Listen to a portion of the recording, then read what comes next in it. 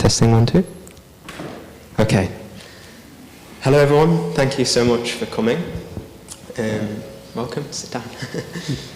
So today we've got a mixture of people here, and there's also many people attending online. So it's really just such an honour for this event to come together. I always think whenever we kind of just meet in an interfaith setting, just the fact we all gather here from different faiths, I always feel uplifted, and I'm very aware of the history of Faiths Together in Lambeth, that there's been so many people to contribute to this organisation, who are also kind of behind this message of unity between faiths. And I think it's quite clear how important I think that is right now in this time where we can look at what divides us so much, but it's also good to draw on that wisdom from these different traditions. So today we're going to be exploring the topic of universal responsibility. And I also just want to have a little disclosure that we take very seriously having representatives of every faith, all the main faiths in the borough. And obviously this dialogue is just, it doesn't have representations of the Hindu tradition or the Muslim tradition. But that is kind of for the purpose of going a little bit more in depth in the topic. And if you have more speakers, sometimes you can water things down and not explore the topic as much. And the other thing is we're hoping to have dialogues like this in the future. So this very much opens the door for future talks from Muslim communities, Hindu communities especially. So I won't talk for too much longer because we want to get going with the dialogue, so I'll pass on to Jane, who's going to introduce these incredible, inspiring speakers that we have here. Thank you. And I've also got to thank the Lambeth Council, who are just instrumental as well in supporting us. And thank you, of course, to all of our speakers and to all the people who contribute to Faiths Together in Lambeth. Thank you. Hello. It's a real joy and a privilege this evening to be part of this interfaith dialogue on universal responsibility. As Van Kontrok said, we live in a world of deep communication, we share crises, we share hopes, and we have so many traditions, and each tradition has maybe their own ideas of what universal responsibility is. I think we can learn from each tradition, but we don't need to erase the differences. We can see how perhaps opinions can diverge so that we reach a goal of working out for ourselves how we as individuals can become individually responsible and carry universal responsibility as a practice in daily life. So before I ask what universal responsibility means in your traditions, and also perhaps to each one of you personally, I'm just going to introduce our speakers tonight. Very honoured to have these three speakers. Geshe Namdak, who's a resident teacher of Jamyang Buddhist Center. He's also an educator. He teaches at Oxford University now, and also, of course, here at Jamyang. Bishop Nathan, you've also taught. Martin. Oh, yeah, sorry, Bishop Martin. One day. Excuse me. Don't worry. You've also taught at the University of Bristol. Now you're the Bishop of Kingston. And let's see, you took your ordination in 2018. Became bishop. Yes, 2010 I was ordained. 2010? Yeah. Okay. When did you take ordination? Me? 1995. And Rabbi Nathan? 2018. 2018. You serve a liberal synagogue, and I don't know very much about those, so it would be wonderful to hear a lot about those later. And you also have a background in teaching. I do. And we don't have bishops, so that was a joke. Really. So the main question is, what does universal responsibility mean in each of your three rich traditions? What does it mean to the tradition? And also, perhaps if you have time, can you tell us what it means to you personally? Gachinanda, please start us off. Universal responsibility is probably, from the Buddhist perspective, focused upon principal aspect, or you could say the meaning of life, of wanting happiness, not wanting suffering. So all beings, without exception, have the wish wanting happiness and not wanting suffering. So based on that understanding that we all share these wishes, then we try to help others to achieve those aims. That's kind of responsibility in a way that we strive for that, and we have an innate wish to accomplish happiness and to not have to experience suffering. So we understand that others have that same spontaneous wish day and night. So then, based on that principle, we try to enhance those kind of aspects, or try to at least not harm others and try to help others to achieve those aims in life. And yeah, I think in the Buddhist lines we can give that as an interpretation. Yeah. Mm-hmm. I need to go next. Yes. Bishop Martin. Thank you. So I was first reflecting that this phrase universal responsibility is not one that I'm particularly accustomed to as a form of language, but I think it's possible to speak into it from a Christian perspective. And I wanted to start by talking about what we call the Imago Dei, the image of God, and the idea that each human being is in some way bears the image of the Creator God. We hear that in Genesis. And then I think from there you can say that if we take God seriously, the God that we worship, then we need to take our fellow human beings seriously, because they bear the imprint, the mark in some way of the Creator. So for me, I think that's a starting point for talking about universal responsibility. And then just another image, which comes from St. Paul's teaching. St. Paul's talks about the body of Christ, and a sense in which the church is understood as the body.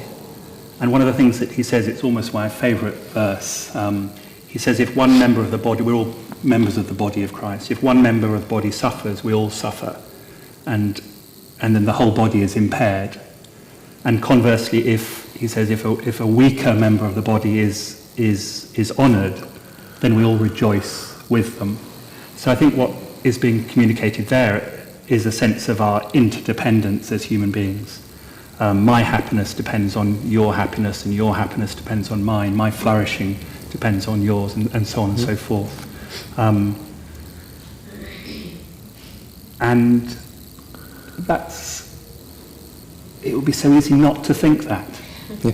It would be so easy to think, oh, I'm doing very well, thank you very much. And what is happening over here, how does it impact me? But the assertion is it impacts me profoundly. So I think that's just to start us off with some things we might say as a way into universal responsibility from a Christian perspective. Mm. Yeah. Thank you. Thank you. And we were talking earlier about how we might do this, and thank you for having us. We're very pleased to be here. And I'm determined, I think you are too, not to give a series of speeches, so we really want to listen to one another. So I have prepared notes which I'm glancing at, because I will go on and on otherwise, but very similar, I think. We share a Judeo-Christian tradition, so later on, if not now, we'll talk about our neighbour being made in the image of God. So we might want to walk past someone who is suffering, but we have an obligation to stop, and we know that if we do walk past them, there's something wrong there. And I think if you're not quoting the parable of the Good Samaritan, later. Maybe I'll mention it now. It's part of your tradition. For later, yeah. But I think Jesus is talking to a Jewish audience, and they understand that there's something wrong happening when someone who's suffering is left to suffer. So on an individual level, we have a responsibility to one another, and it goes beyond. We have a responsibility to ourselves and to our family and to our community and to wider society, to the Jewish people, to other peoples. It never really stops. So I come from a more particularist tradition, but we have a universalist aspect, and the two have to be held in tension. One without the other, and we're no longer Jews, but we also need to be human beings. We're Jews and human beings. So that's probably so, and therefore we build a society which reflects that, and we're commanded to do that and to take part in it, to be active within it, to try to build a better society and ultimately a better world. Yeah, I think it's very similar. I mean, the aspects of dependence, and we are interconnected with each other, and also what you just mentioned is the relationship with God. I mean, in Buddhism also we sometimes say every sentient being has Buddha potential, meaning every sentient being has the potential to develop and has qualities that can be developed. And then understanding that aspect and have a responsibility and respect for each other. I think we have similar aspects in your two traditions as well, right? Our phrase is B'Tselem Elohim, so to be made in the image of God, and it's really key to our understanding of the world. Yeah, because then you recognize it and there's respect. And with the respect there's, of course, straight away kind of a relationship is being built, and then the interdependence helps us to take care of each other. I wonder whether it's also more instinctive than theological, because someone may be without that theology entirely, but they have an instinct to look after someone who's in need. Yeah, by understanding that if they themselves are in that situation, they would really appreciate to be helped, right? So that's also one aspect, I think, of the universal responsibility to understand the situation the person is in, rather than what you're just mentioning, I'm here and I'm fine and I don't care about the others. But if you really understand what's going on with that particular individual, then the care comes, or the intention to be considered that person and to help that person. And maybe we'll get onto it, but there is something about also that this takes a lifetime of learning. So how strong is the instinct, I guess I'm saying. In Buddhism we even say many lifetimes. It doesn't hurt to have suffered or to have had difficulties in one's own life when it comes to having greater empathy for others that you encounter, and to realise something of what they're going through, and to be compelled to alleviate it if you can, or the suffering. I think that's absolutely crucial, isn't it? I think it's when you can look at the other and see their pain, in a sense connect with pain that you have perhaps experienced. It's, I think, the empathy, the compassion, if you like, comes more readily. Because it's interesting that we've jumped, maybe you haven't, but we've jumped straight to God. But I also then want to set God aside in a sense, because I think humanity can attain great heights without reference to God necessarily, and some of the best people I've known have been godless, to use that very pejorative word, and it could equally be the other way around. But also, it also depends probably what for you God is, right? How you describe the experience or the relationship with God. If it's an external kind of being that can help out, or is it an inequality or a combination of the two, right? So in Buddhism we have kind of people we take refuge in, as we say, like Sakyamuni Buddha, but also we talk about aspects of our own mind that can be developed in achieving similar qualities.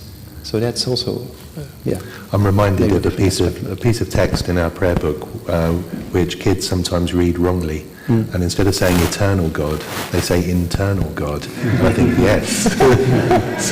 internal, And that comes up in your traditions as well, that aspect, or not? Yeah, I think so. Trying to define, God isn't, God suffuses everything, I think I'd say. and can't be located in time or space. There's a nice teaching which says, where is God? And the answer is, God is where we let him in. Yeah, okay. But I certainly agree with you. We could have this conversation about where ideas about universal responsibility and where it comes from and what its roots are without reference to God. And people would quite happily articulate something, and it would be valuable. Yeah, that's right. Yeah, in a more secular context. Yes, exactly. Yeah, that's just the reality behind interdependence, I suppose, what you just mentioned, and the wish to take care by understanding other people's suffering. Because people could be drawn to alleviate someone's suffering for all kinds of reasons which we wouldn't consider to be particularly praiseworthy. Some kind of point scoring, or to be seen to be doing it, or to score points in the heavenly realms. But we'd want to go beyond that, wouldn't we? Motivation in our tradition, motivation seems to be quite essential and important in all our activities, to make sure we do things with a particular intention that is correct according to our insights. Yeah. Can I just throw one thing in before you come back in, which you must do? Excuse me. I wanted in my opening remarks to say something around. So we've been talking so far about a sense of universal responsibility to our fellow human beings, and I think that one of the things we're becoming much more conscious of in the church is our failure to care for the created order more generally, and so I think I'm keen that when we talk about universal responsibility, we think about other creatures and the fauna and flora of the world, and I think again you could root that in our sacred texts in terms of on the sixth day God rested and said creation was very good, and so it's beyond human beings. You look like you want to say something, but I'm just keen to open up the sense in which the universal responsibility is broader than perhaps our fellow humans. Two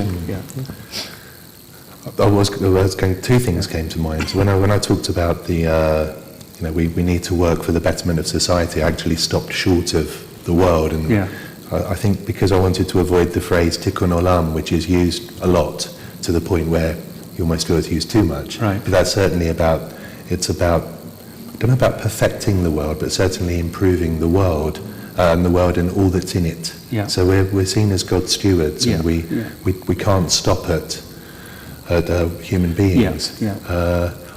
We've just come, because in our Torah cycle we've just had Genesis the week before last. We're in Genesis really for a couple of months, but we've just had the creation story.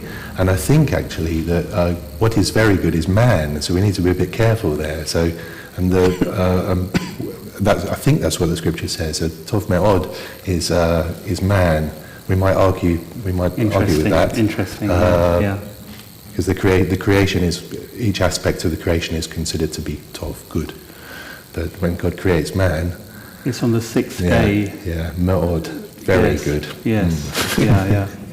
There's another tradition in Judaism where there's an argument as to whether it would have been better if God hadn't created man, and that was actually the conclusion. But here we are. We have to make the best of it. It's up to us, right? Okay, so already, unsurprisingly, I think, due to the speakers there's a lot of shared humanity. And also I think it's so relevant that flora and fauna are mentioned. The earth itself, because of the climate crisis, universal responsibility, I think, must extend to our planet. I'm quite interested listening to you all. Obviously, you are all in positions where you are being responsible. But I wonder, a lot of us struggle to be responsible to a large degree beyond our own loved ones, our communities, because of the energy it takes, or maybe we don't know how.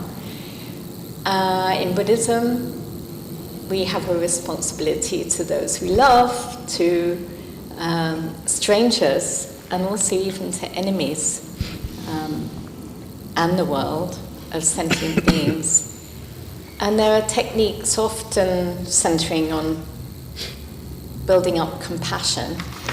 I'm interested to hear from all of you. Do you think compassion is an innate quality, or how far can it be consciously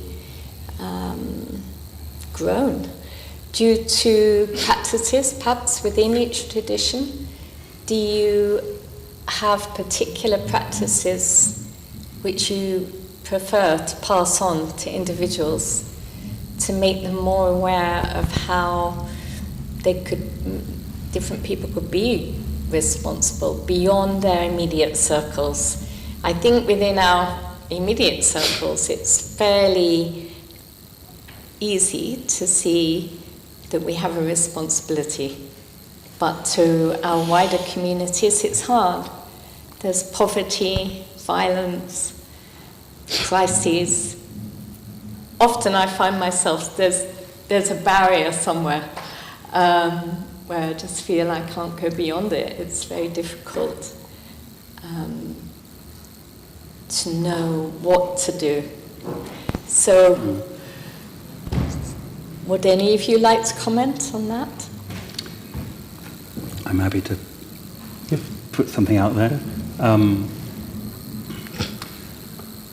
So I think it is very hard, and in a sense, all of us will be constantly overwhelmed with what we see in the news. And I've often reflected,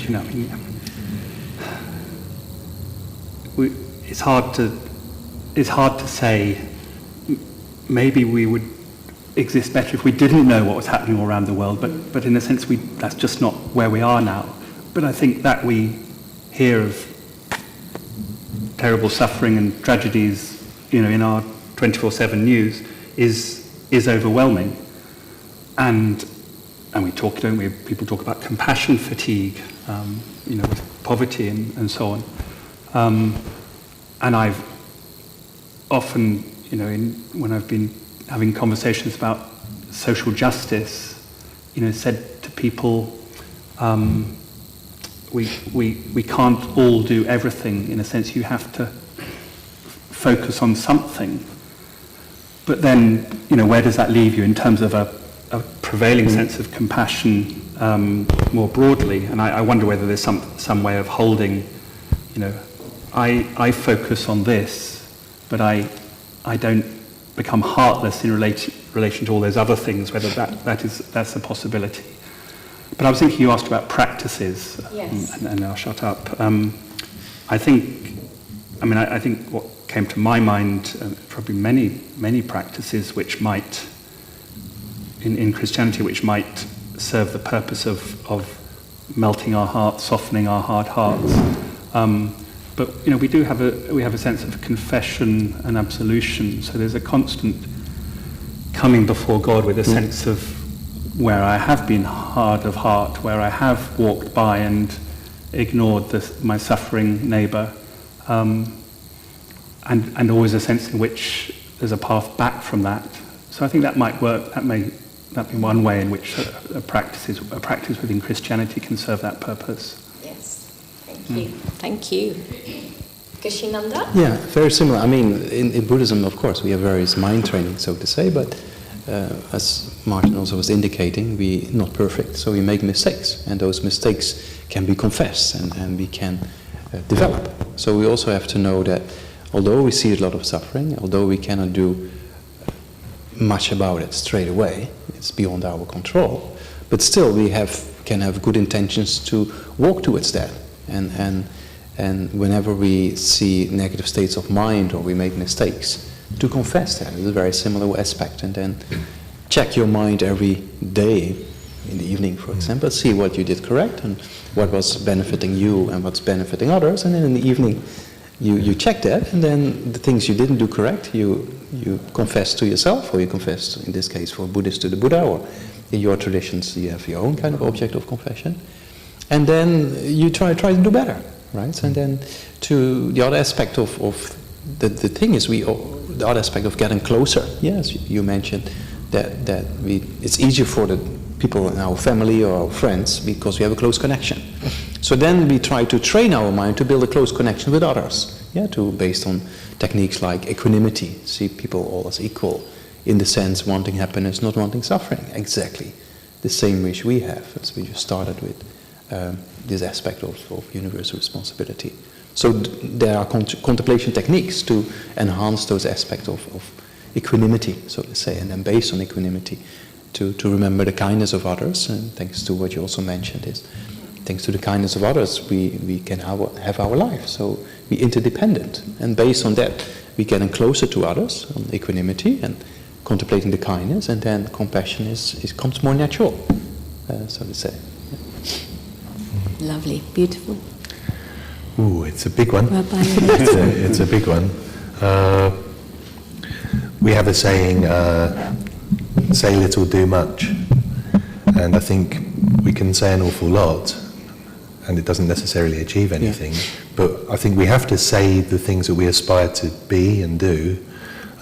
One of my liturgy teachers said, why do we pray every day? Because it doesn't work. Mm-hmm. It doesn't mean it doesn't work, it never works, but we have to keep renewing our prayers because we can come away from, and we do, from all kinds of confessions on Yom Kippur, which is not so long ago for us, and we can start getting it wrong before we leave our seat, if we're not careful.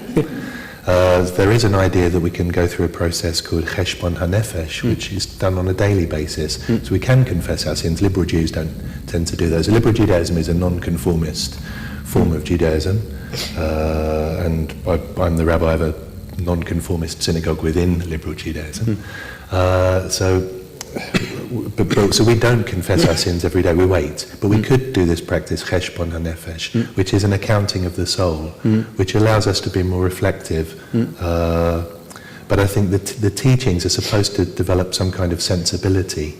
So there are practices. There was a movement which some people still follow the teachings of the Musa movement. They have they chant moral precepts on a daily basis to try to inculcate those precepts, and that may work, and equally it may not work.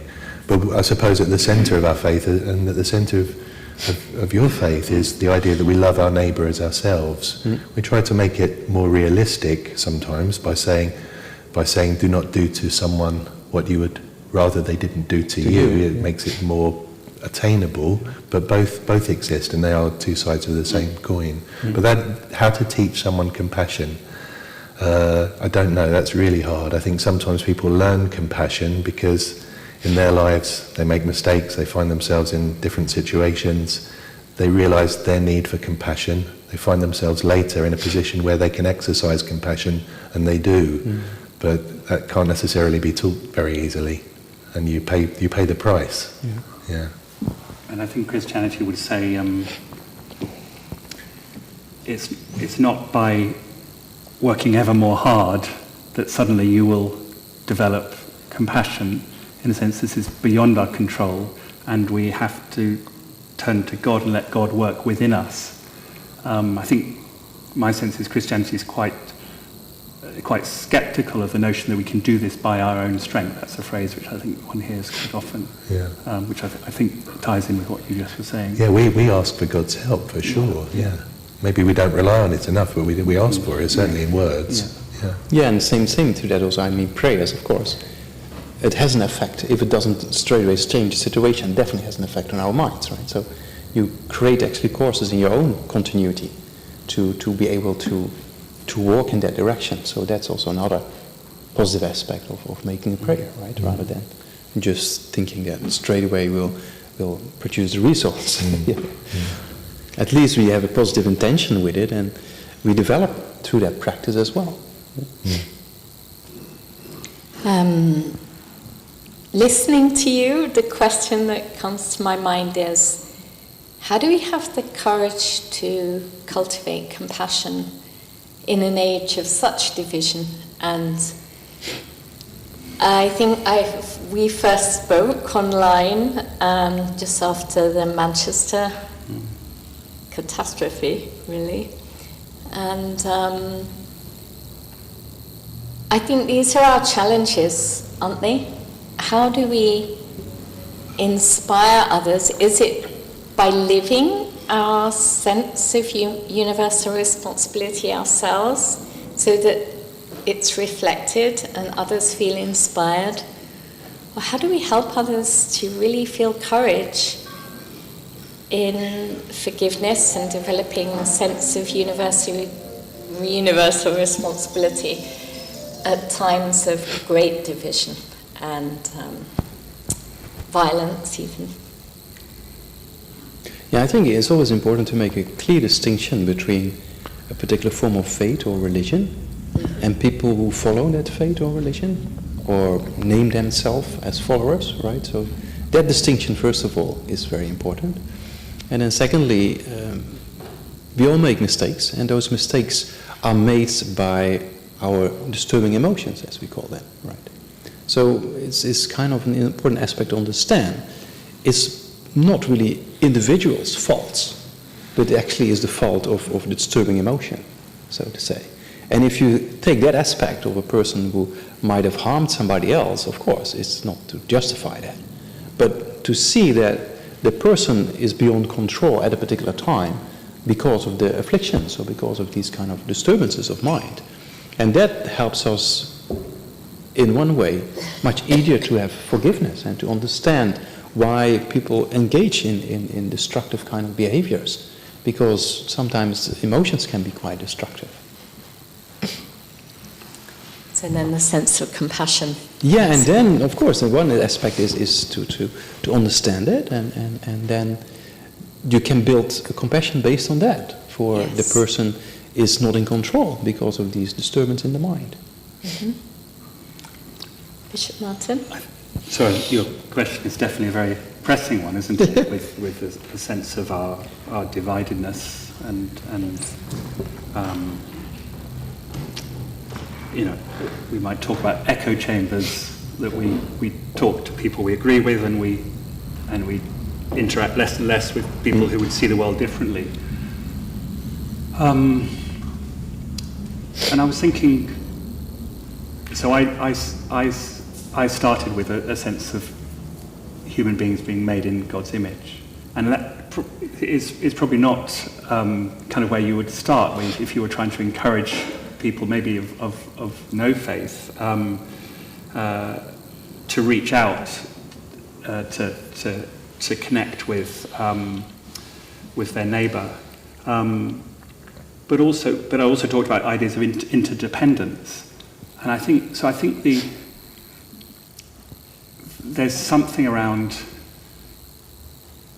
So I think you were touching on, we try and understand where a particular, maybe possibly damaging behaviour comes from, Yeah. and obviously lots of ways to try and understand it. So I think it's partly about striving for understanding, but I think, again, I think this is rooted in what I started off saying, but there's something around, we tend to make lots of assumptions about the person or the group that we are alienated from, and somehow you have to encourage an interaction which starts to break down that sense of the otherness. It's incredibly hard, but rather than making generalizations about a particular sector of society, someone challenged me and said, have you ever met someone who believes that? You know, have you ever talked to? And I think, you know, actually we need to talk to people whose views we might find challenging, and we need to encourage others to do that. And I think that's rooted in some of the things I said earlier, but that's probably not the language one would use to encourage that. So it's about, easier said than done, but finding ways to reach across those divides. Thank you.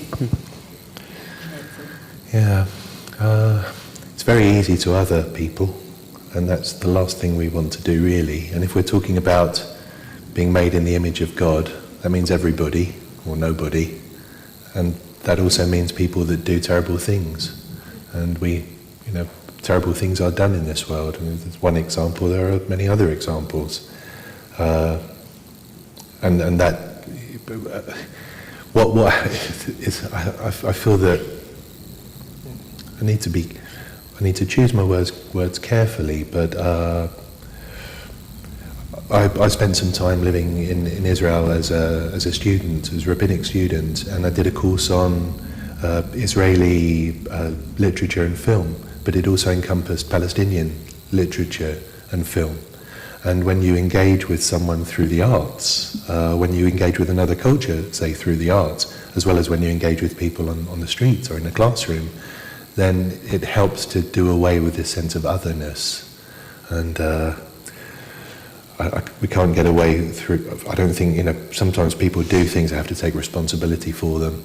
And there's quite how they've come to do those things is another subject, but we're in a former courtroom. What happened at the synagogue after the attack, and as I say, we could talk of lots of different things at this point. We had people reaching out to us, reaching across divides, leaving flowers, leaving cards, contacting us, how can we help, and so on. That was an extension of compassion, and that made us feel supported and part of a wider community, and that was very good, and it happened straight away, and it was really needed. But I think we do have to avoid othering, because even our enemy, if we want to talk in such terms, and sometimes we may need to, is made in the image of God, or no one is made in the image of God. So,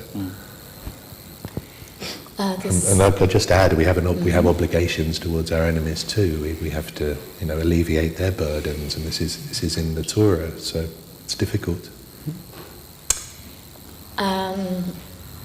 I really enjoyed all of that. It feels very healing that we can perhaps reach across divides.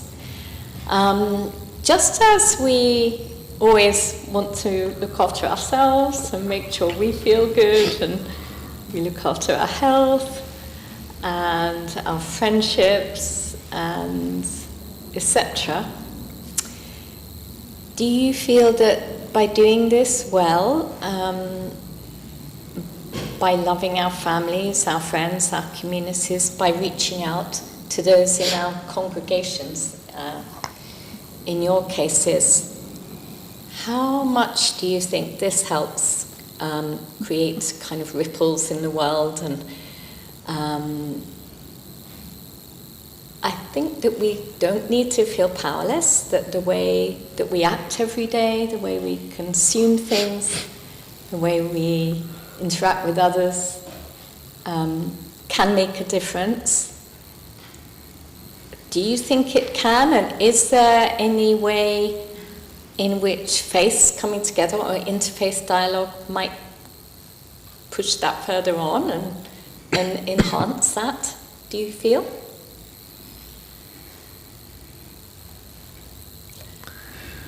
Surely. We've got to start somewhere, haven't yes, we? And exactly. This is a rather nice way to start or to continue. I think we haven't just started here, but we say that one good deed leads to another. I think that you get used to doing good and feeling a certain way about the world around you, and where we have to start with ourselves, and not finish with ourselves.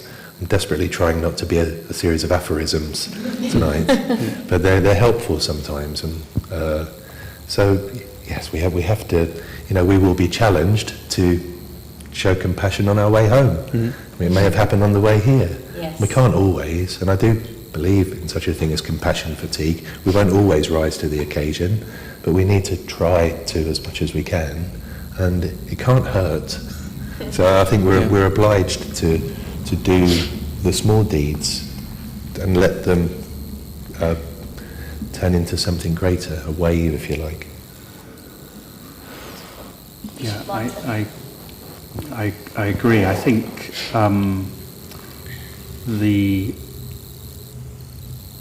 the enemy, if I can use that language, I use it fairly loosely, is generalizations and operating in the abstract. So I think when we're in danger of being overwhelmed by all that we see around us and feeling powerless, I think it is you start with the things that are in front of you. It is not the limit of one's action or compassion, but how you interact with people on the underground or in the streets, it really matters. And whether it's a smile or whether it's helping someone who's struggling with something, whether it's being kindly when someone asks you for directions or whatever, these things are opportunities to reach out to our neighbour, and it makes a difference. Yes. It doesn't change the world just like that, but it gives meaning, doesn't it? Can I just come in on the underground? I mean, the underground's terrible because no one interacts with anybody. Everyone. I mean, this is the enemy. And if you don't look up and see the world around you, and you'll miss all those opportunities. Because I can think of any number of examples of something happening, and there's a glance between two human beings, and a smile passes, and an understanding is there, and God is there. I think. But if you don't look up, you won't have that. So we have to create opportunities for those kinds of things. Yeah, we can change the world, but if we all start in this way, and if everybody walks in this way, I think we have a beautiful world, right? So that's kind of we have to take responsibility ourselves to start with these kind of actions, and like interfaith meetings is very needed. And we have very small groups here, but if every group in the different places on the world have these kind of meetings, then we can accomplish quite something together. So I think on the individual base we cannot do too much, but we can make a start. And as both of you already indicated, that by itself will bring benefit. Just one connection with a person in a positive way already can change a person, at least for that day, a positive state of mind, right? So if we do that every day, then over time we accomplish quite something. Very small things make big differences, don't they? And also it gives satisfaction that people who do good or be kind for the day, it gives satisfaction, right? So if all individual people on this planet walk in that way, I don't think we have many problems anymore. We will still have a few, but many problems will be solved. And I think you asked also about, in a sense, interfaith work and gatherings making a difference here. And Yes. we perhaps rally round when something bad happens, and as you indicated, that it was good that people rallied round after the attack in Manchester. But I think what we're also doing there, as people of diverse faiths, we're holding up a vision of the world as we think it should be and could be, and that we long to see. And I think that holding up a vision of a better world is something we can do well as people from diverse faith traditions with much in common. Yeah. Can I ask a question, because we talk in liberal Judaism, progressive Judaism, we talk about working towards a messianic age. And in Christianity, you talk about a Messiah, and then in Orthodox Judaism, a Messiah yet to come, and for you, a Messiah to return. Yes. Is there any sense that, I know that on my limited knowledge of Buddhism, on an individual level, people are aspiring to nirvana, but on a societal level, is the same kind of thing going on as with messianic ages and comings of Messiahs? Very similar. I mean, we have the historical Buddha Sakyamuni, for example, who started to teach what we call the Buddhist doctrine, and then over the different generations, then there are very other beings who got similar realizations, or even the same realizations as our own teacher, Buddha Sakyamuni, and then they become saints, or they start to teach as well. So also we have that in a similar way. And when this kind of teaching of the current Buddha is completely degenerated, completely lost, then another Buddha will come called Maitreya, and will teach the same kind of similar doctrine. And then again, there will be people who can train their minds and accomplish the similar kind of levels of realization of compassion, love and kindness. But is there an expectation that one day society will reach some kind of, maybe not a perfected state, but the images of the wolf lying down with the lamb and so on? The Buddha didn't really answer that question, if that will ever happen. So we say on the individual level, individual beings with individual, what we call streams of consciousness, yes, you can become a perfect human being, meaning you can develop all the qualities we have and eliminating all the faults. Yeah, that's the meaning. The term Buddha, in Tibetan we have two syllables, Sangye, actually means to eliminate all faults and acquire all qualities. So that's on the individual level possible, yes.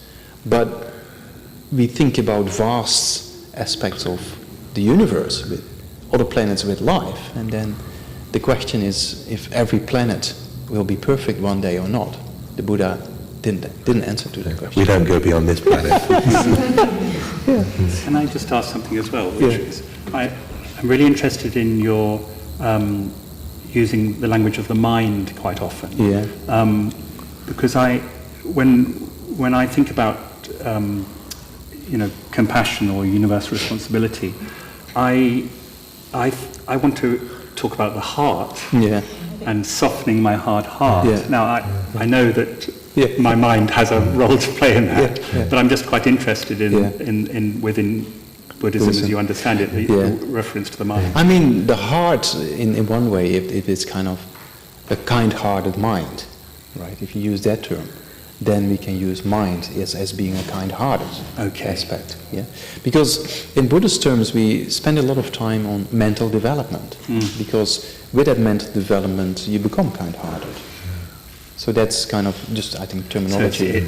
Probably. I think we bisect the two, actually, using a quote from Ezekiel, which talks about God one day giving us a new heart, a lev chadash, and a ruach chadasha, a new spirit. So both.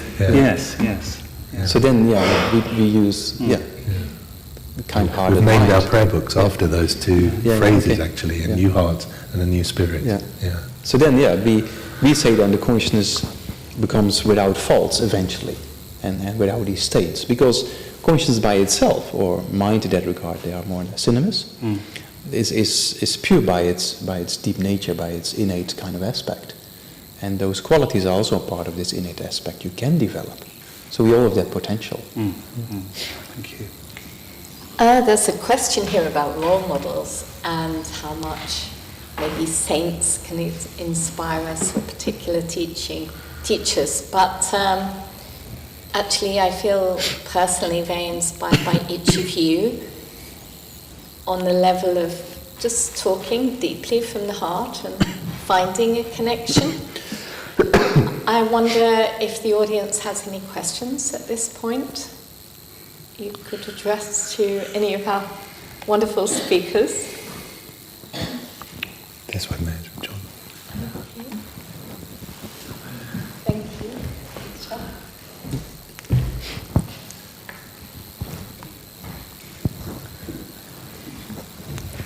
Well, thank you to all of you. It's so interesting to hear how much you're all agreeing. My good friend Nathan said about it's instinctive to have compassion. I'm not so sure about that, Nathan. I think actually that compassion is something that you learn. I remember my mum saying to me, "You haven't got much social conscience, John. You're not actually thinking about other people very much." And I think she was right. I think I gradually learned that. So my question to all of you is, how can we make education more actually geared to making children more compassionate?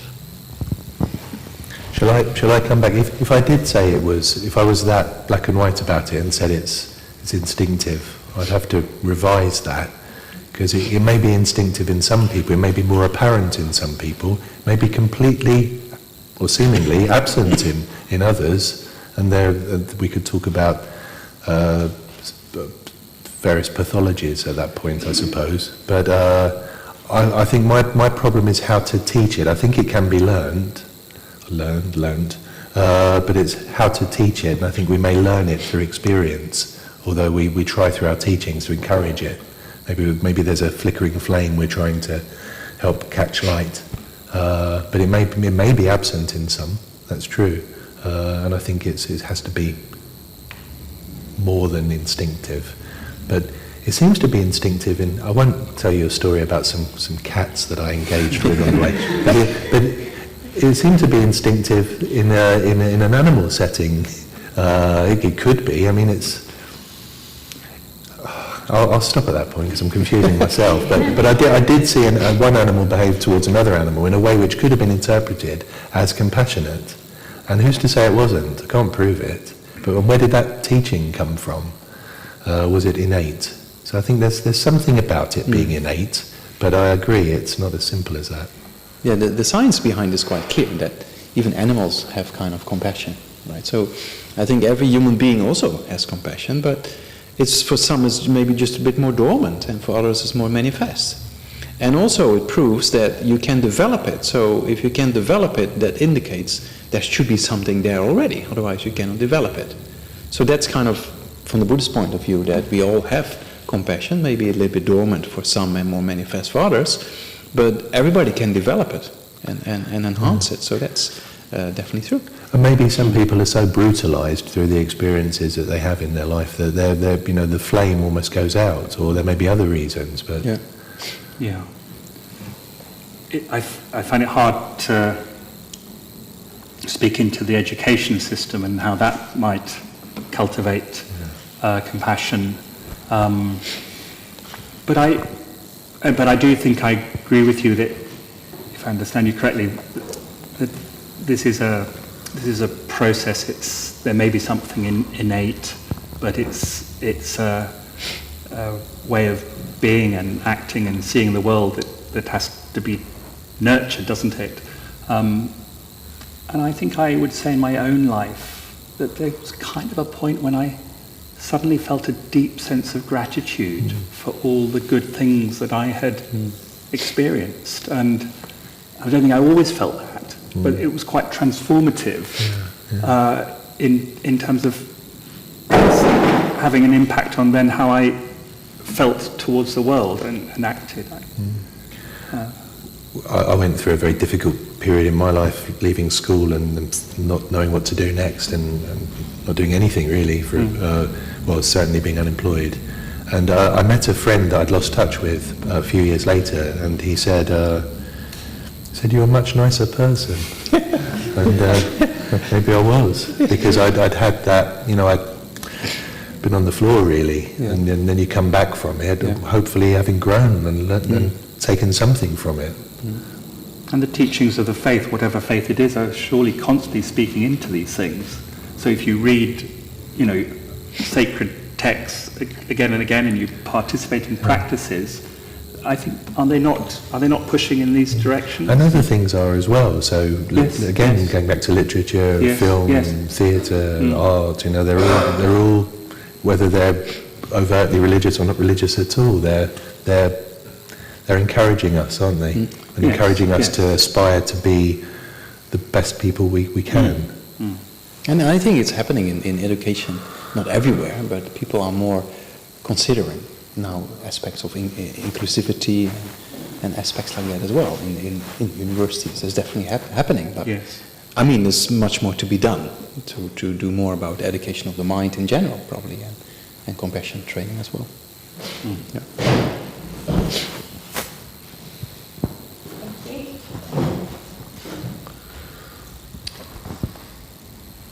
I'd like to ask, what role do you see faith playing in the public square in today's modern world, with secularism growing, and what role do you see faith contributing to the common good of society?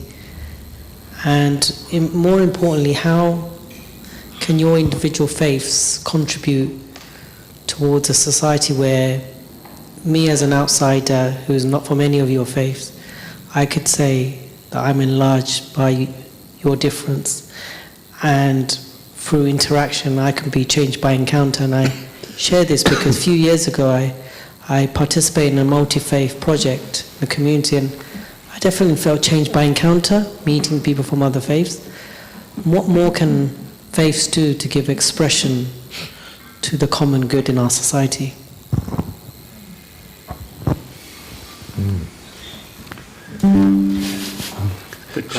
Yeah. Shall I go first? Bishop Martin, Oh, no, you were Professor of Development Politics.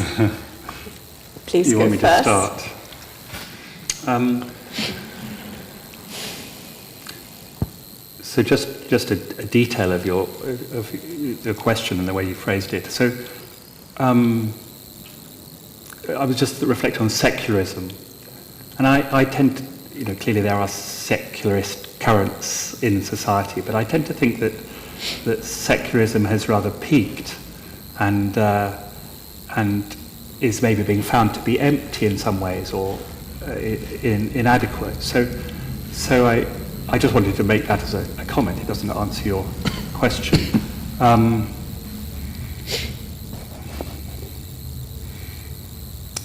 So to speak in the public square, you have to speak into the public square and to be heard, you have to have credibility.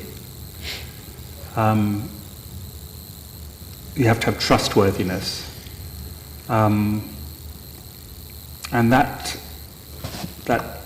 will not exist if in fact, in your internal affairs of your faith, of the institution of the church, your behaviour falls short and people see the things you get wrong.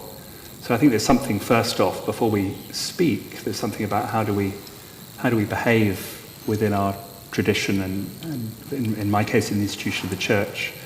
But where else does trustworthy and credibility come from? I mean, again, in the church, I would point to the unsung work, and maybe it's with synagogues and in your tradition as well, the unsung work that churches do in their local community week in, week out. No one tends to see it, but caring for the vulnerable, for example. And I think those things create a foundation. They create insights about the world, which then can be brought to bear in terms of big issues in society. So maybe I'm saying something about there needs to be some foundations and some credibility and trustworthiness on which then you might be able to speak into the public square. And I think there's lots of ways in which in the church we get that wrong, but sometimes we can get it right, and sometimes we can draw on our tradition to speak into big, challenging issues in the world, in our country, with some credibility. But it needs to be drawing on something real and tangible and credible. I don't know if that helps.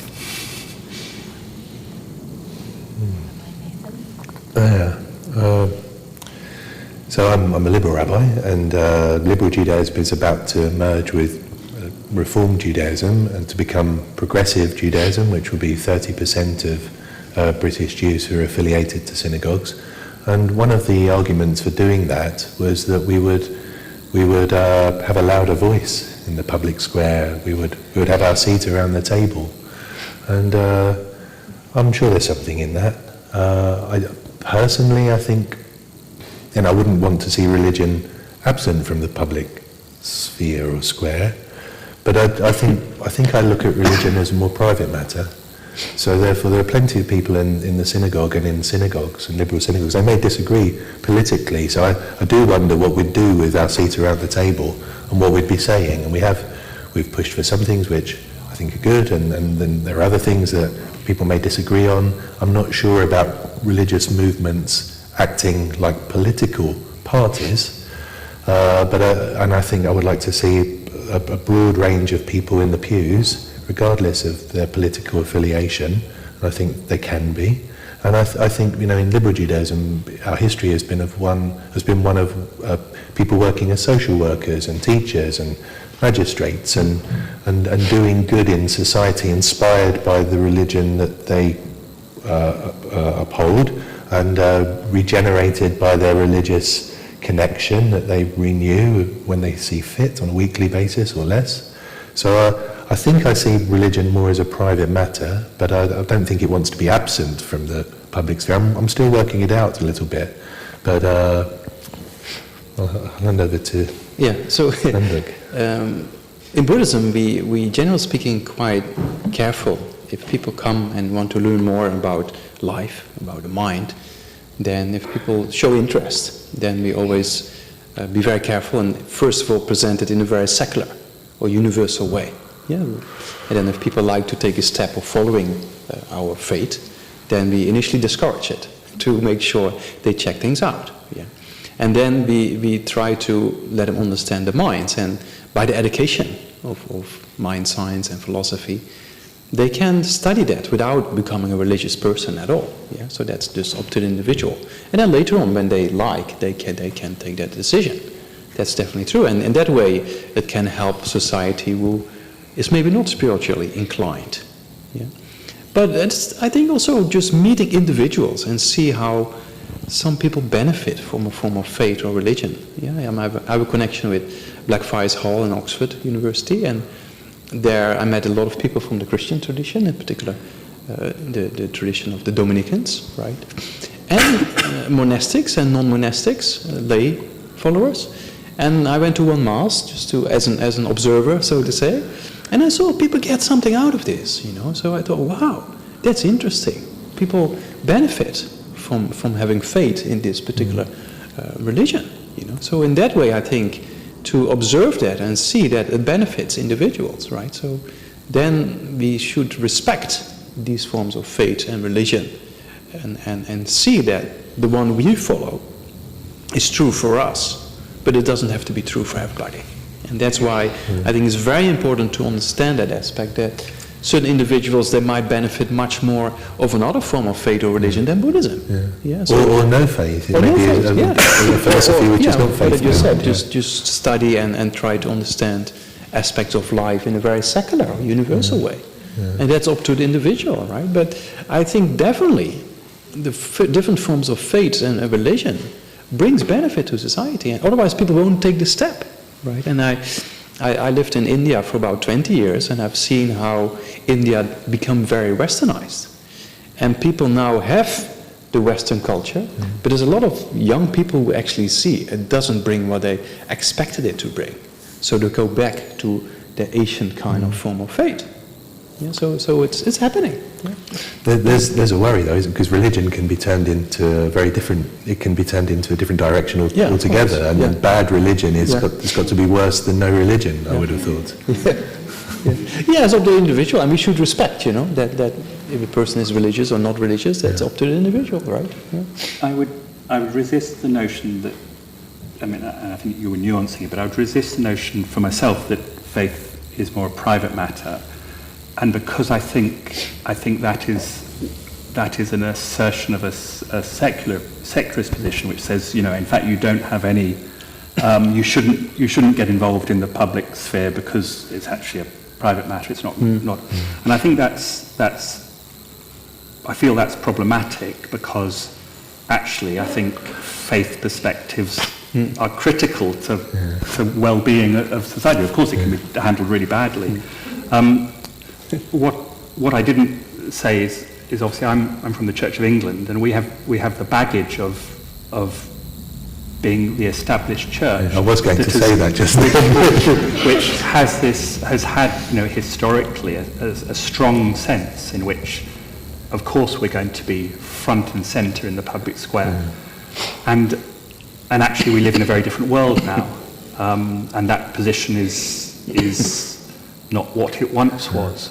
But I think what I wanted to add to my first response is that speaking in the public square, if we do it, must not come from a place of privilege. It back to what I was saying about, in a sense, you have to earn trust and credibility from the way you operate and behave, and just maybe then you'll have something that's worth saying and people might hear. So I don't want a sense of being present in the public square from a position of privilege. I think that's harmful, but problematic.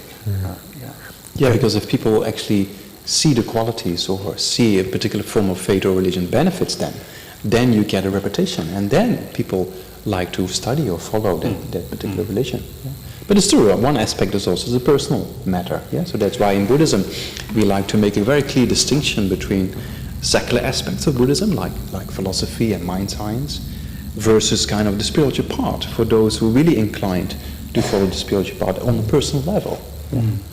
We pray for the welfare of the government, which people may not know on a weekly basis. We pray for the state, for the king, as it happens, and it goes on to the government. And Jews have prayed for the welfare of the government for a very long time. And the idea is that without a government, people would consume one another alive. That's what the tradition says. So we recognise the need for government, and also we should be part of that. If we're supposed to be part of building a better society, then we have to be standing for election, supporting political parties, and trying to further the idea of a better society through the system that we find ourselves living within. But we can be it doesn't.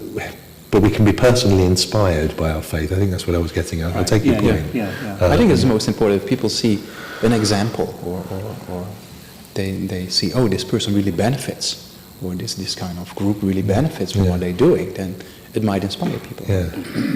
And then they read the prophets, and the prophets they talk about the better society and the better person all the time. So we should be encouraged if they are exposed to that, rather than we wouldn't want them not to be exposed. We'd want them to have more exposure, I think.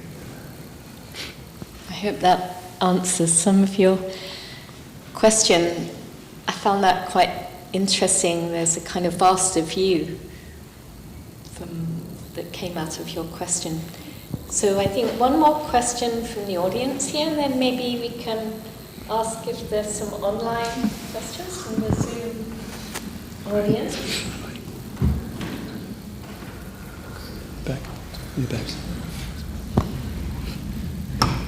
Thank you. My question is, so we think compassion is innate, and sometimes even when you don't see it displayed in others, when they experience it, sometimes they come around. That's sort of like the natural flow of things. But sometimes that is actually not the case, and people receive compassion and they continue to be just downright unpleasant. So my question in relation to the theme is, if you've extended compassion and kindness and so on, and then, say with a particular individual or individuals, you don't get the result you were hoping to see, what then? So I come from the Christian tradition, so I know the answer would be linked to forgiveness and 70 times 7 and all of that. But I wonder what the other two perspectives are, and also including a Christian answer. You know, like, what do you do not to go nuclear in response?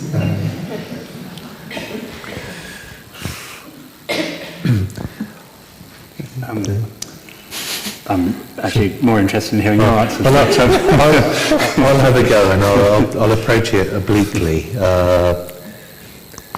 As I say, Yom Kippur was just a few weeks ago, so when we are to unburden ourselves of our sins at that point. This is an oblique approach. And if I've offended someone, I'm supposed to go to them 3 times and ask for their forgiveness. And if they don't forgive me after the 3rd time, it is with them. It's not that they bear the sin, but there's no more I can do. And I think it has to be the same. So you show compassion to someone, you're not getting much back. You can't be sure, I suppose, that it isn't having some effect on them. But let's say it's having no effect whatsoever. You can be sure. What can you do? Should you stop showing compassion? Should you have not showed compassion? I think it's with them, really. And you can just do what you know to be right in the hope that it will have a good outcome. But the outcome is beyond you. What you have control over is whether or not you show compassion. And I think you're doing the right thing. And who knows, maybe somewhere down the line you've planted a seed and actually, or you just can't see, but it may be the most meaningful thing to them. So I think one has to go on doing one's best and then leave everything else to God, them. That's what I'd say. Yeah, very much the same, I think. I mean, in Buddhism also we try and show compassion, and if it doesn't work, then you can do 2 things, right? You can think, oh, it doesn't work, give up. Yeah, don't do this anymore. That's one option. Or you can think, okay, I tried with a good motivation, I did my best. I make a wish or a prayer, I wish or I pray that in the future it will work out. So what's the best option?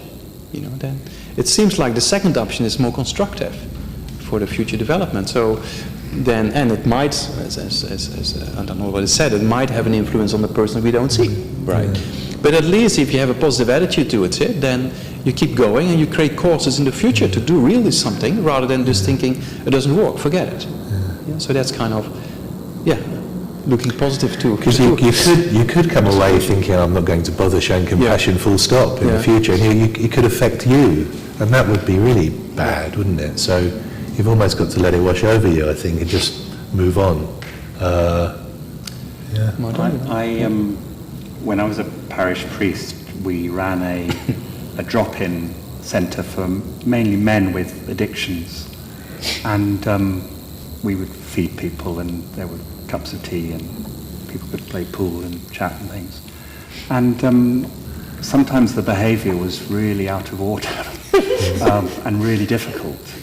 And what was interesting was the way the group started to try and police who came.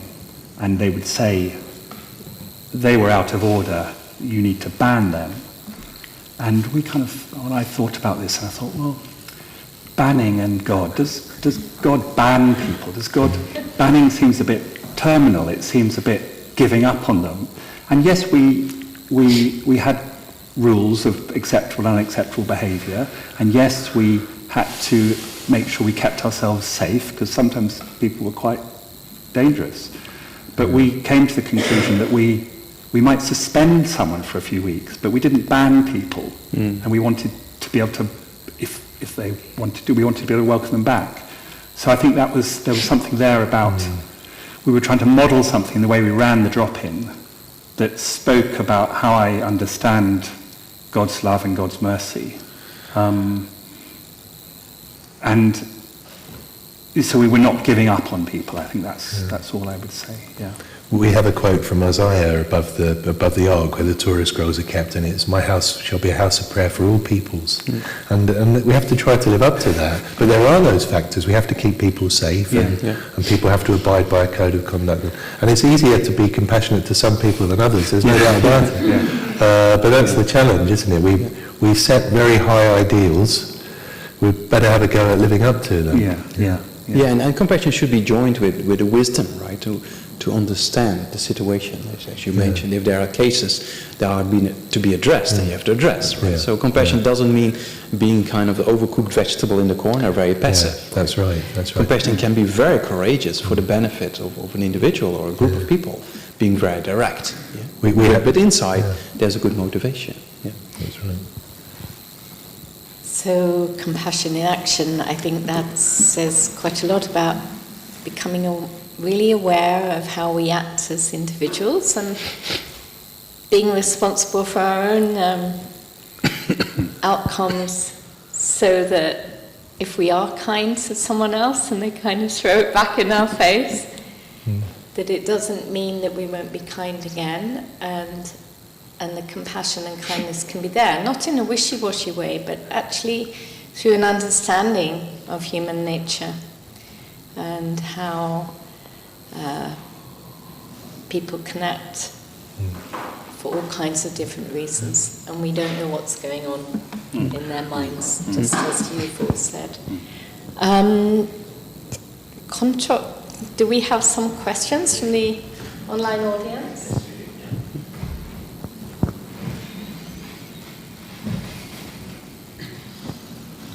Okay, so the first question we got that came in, which maybe I can also contribute to if you want, is because it's about how can the three of you take this meeting agenda forward? How can you take this meeting agenda forward? I mean, there's many plans, right? I mean, it's just these kind of meetings need to be happening more, right? So not only in Lambert, but in different other places as well. And if we don't start, then, well, I mean, there's more developments, but I think if you all help out a little bit, then we can move it forward. I haven't had any coffee for 2 days. I'm thinking we could have a coffee. We could have a coffee. You could come to the synagogue. You could come to the synagogue. So you just have to get in touch with us. And I think it's nice to be in someone else's place of worship. And I used to be an RE teacher, and I organised lots of trips to people's places of worship. The Buddhist temple was really good. They took everybody. They took the whole year group. I'd say with 8 classes, fine. When do you want to come? So I think we can carry on the conversation. I mean, we've only got to know each other through this event, and without this event, that wouldn't have happened. Yeah. So I think Faiths Together in Lambeth, I've spoken to Konchok about it, we want to do more. I'm more interested in doing things around faith, and there are other things that people may want to do, but I haven't done one of these before. I'd like to, it was all right. Have a taste. I think I'll. So I think this is a start, isn't it? But we should keep in touch, and well, I need to extend an invitation to everybody here.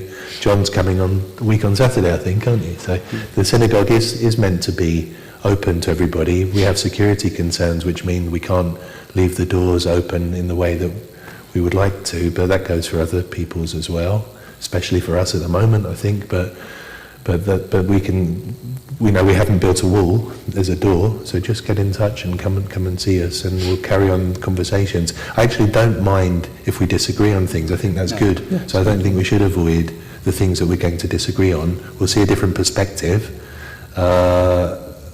We'll retain our own, or ours will be challenged in a way which is helpful around growth and so on. That's my suggestion. So coffee, I think, was number 1 on the list. Yeah, I think we're modelling something in doing this, and we can do it again. And I think and we can broaden it out. We can evolve other faith perspectives. But I think there is, as you were saying, Nathan,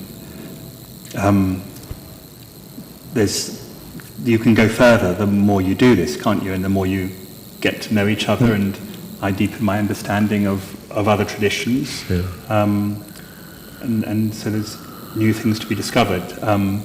But a greater level of familiarity and confidence and trust in each other enables the conversation to go further, and then it can be very productive. Yeah, see, we have quite a lot in common, right? In certain aspect in the forms of faith. So that builds kind of community.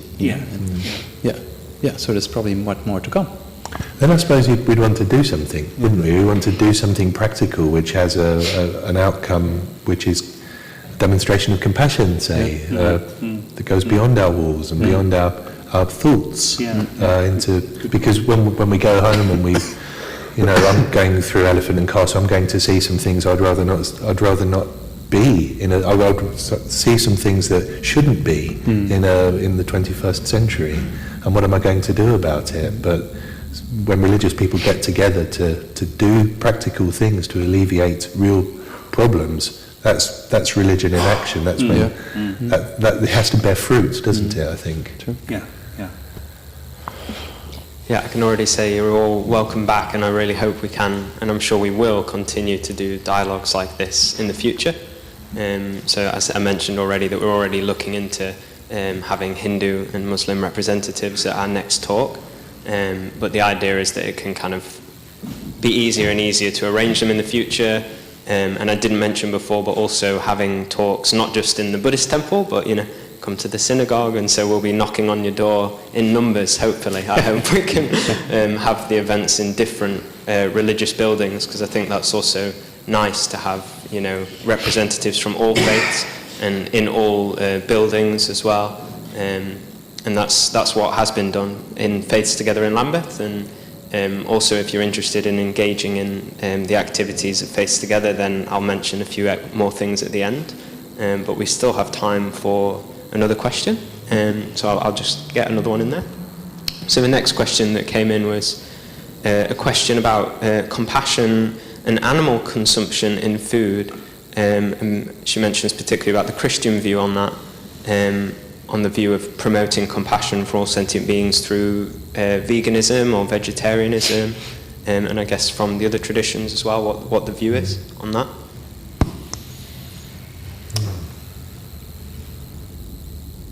I'm not vegan or vegetarian, and I guess that's, so much is about habit.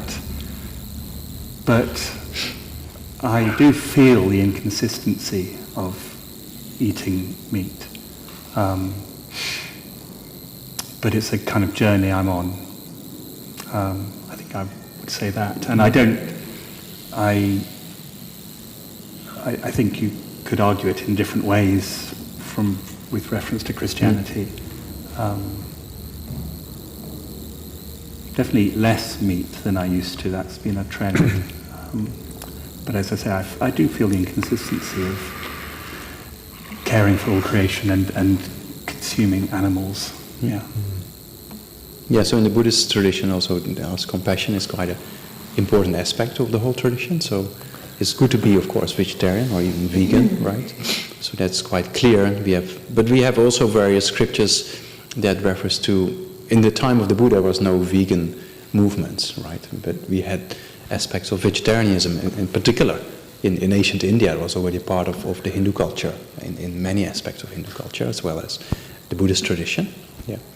So veganism is something of the, last few decades, right? So, but yeah, we emphasize that from the point of view of that all beings basically want happiness, don't want suffering, and the less harm we bring, the better, right? But yeah, of course, don't think every Buddhist is perfect, or in this sense, yeah? Because also the Buddha said in the early times then, for the monastics, when you went out begging, for example, then you should accept whatever has been offered. Yeah, so you don't refuse food. So in that way, it's kind of, the Buddha was quite flexible from the point of view of culture-related aspects as well. Yeah. Mm-hmm. There are strict laws around food and diet in Judaism, which Orthodox Jews will keep or espouse, and that isn't the case for liberal Jews. Really, we have to make decisions based on an informed conscience. So some liberal Jews will keep kosher as if they were Orthodox, and some will not keep kosher in any sense and will eat everything. I think there's a sense within liberal and progressive Judaism that we need to be thinking people, and therefore we need to consider processes, and things do not simply appear. So it could be, one could decide to eat free-range meat, regardless of whether it's kosher or not, or try to get free-range kosher meat, which is very expensive. I do wonder though, and I went through a period of not eating meat myself, and it was brought about by confronting the reality of factory farming, because if you can ignore it, and I went back to ignoring it for a while, and I'm trying to get out of that again. It's horrible. There's no compassion there. So where do you get to? You have to get to the point where you don't eat meat because it's wrong. And our youth movement, I think, has been very much around promoting that idea. But that's hearsay. But maybe their intentions are good, and maybe we all need to think more carefully about where the food we're eating comes from, and see where that leads us. And it may well lead us to veganism or vegetarianism because it's right, because it's the best thing for the planet, and so on and so forth. But it is, again, it's a matter of individual conscience for us human beings who are in a position to make the decision. But of course, there is suffering involved, and if we want to lessen suffering, then we don't eat meat. But we're human, and we're fallible, and we fall short. Okay, there is one more question online. It's a heavy one. It's asking about how do we hold, particularly in specific kind of genocide and the horrors that we see in the world right now and in the Middle East, how do we hold that with compassion, particularly for the perpetrators?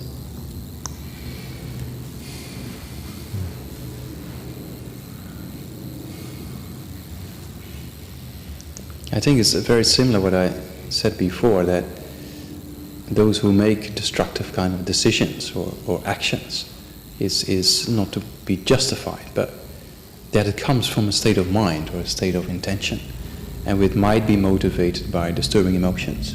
Yeah, so that's kind of a way we can understand these kind of situations. It doesn't solve the problem, so to say.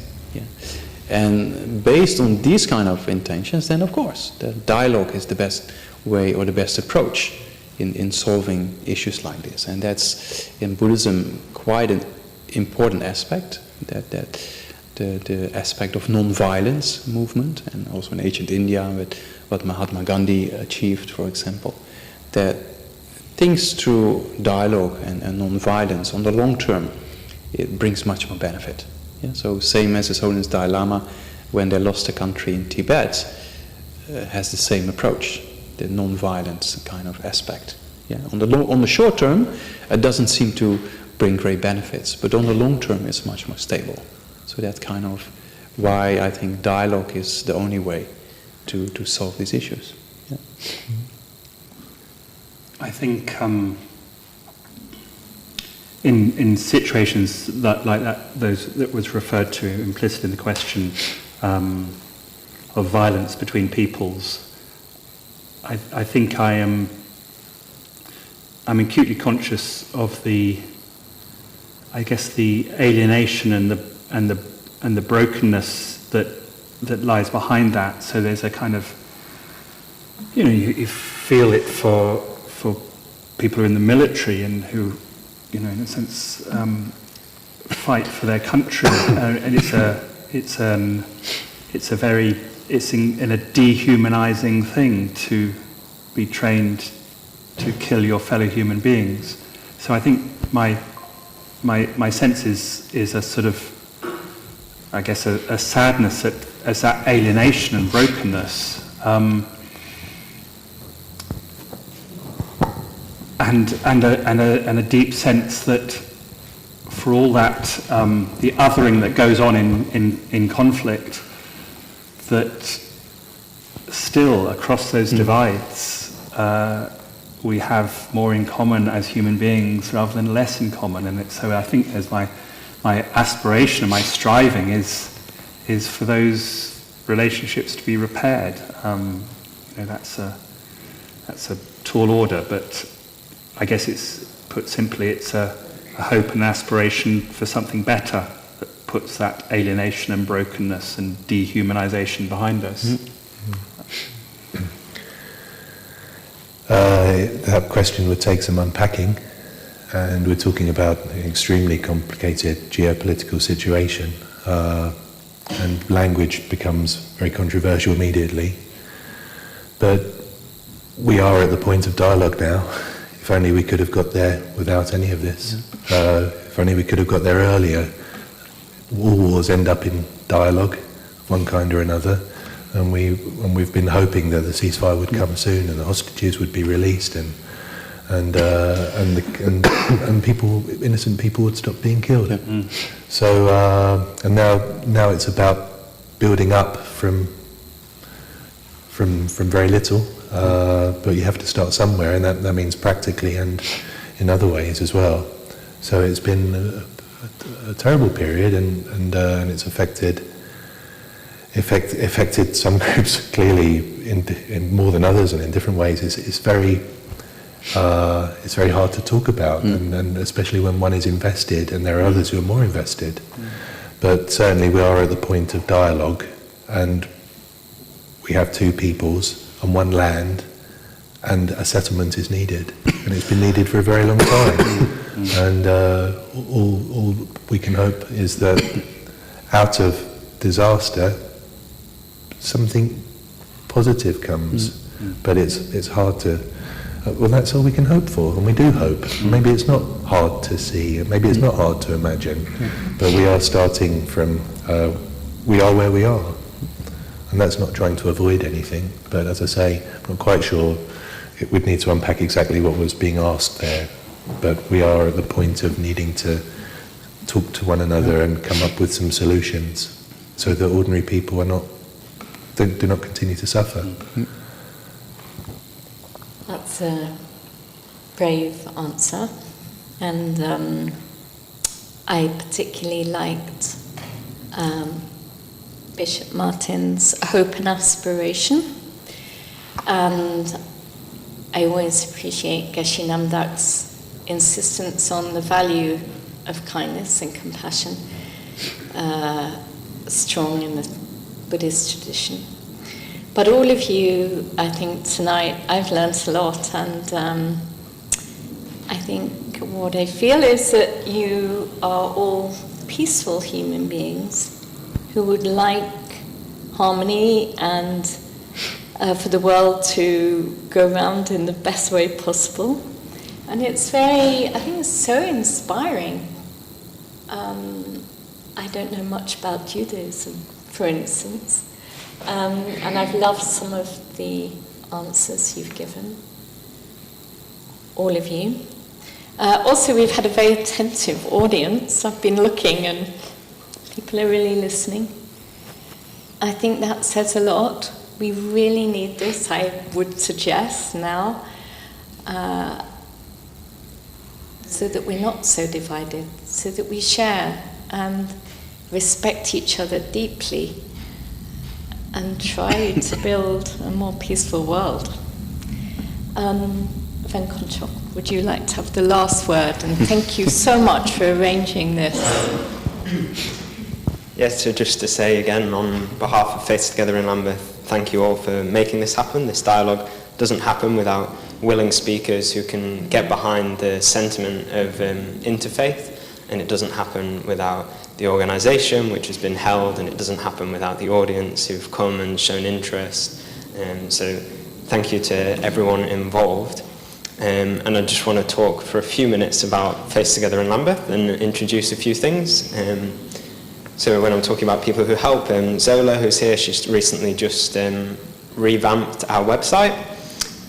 So if you go to our website, faithtogetherinlambeth.org, which is here, you can sign up to our newsletter if you've not already.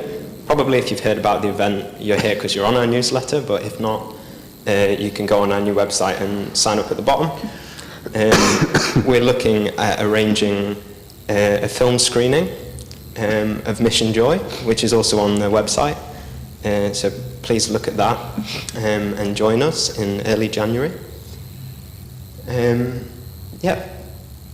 So we'll use that to update you about all future events of Faith Together in Lambeth. And then just again a massive thank you to all of our speakers here. I found this talk really inspiring, and I'm sure many other people did.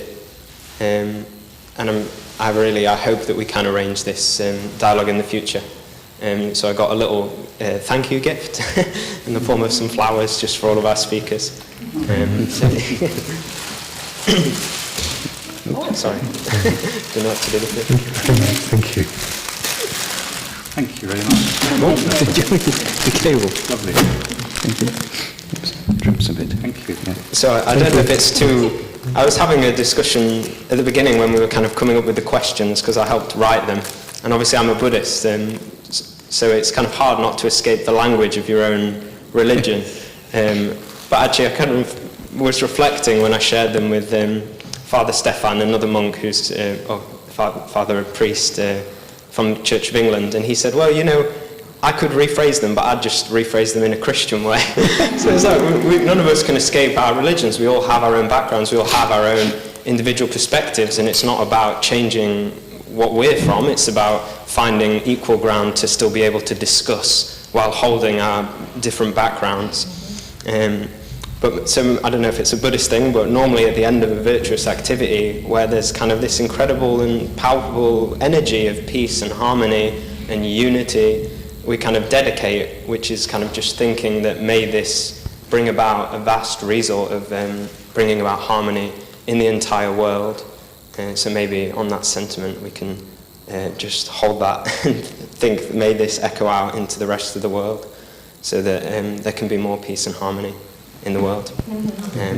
So thank you, everyone.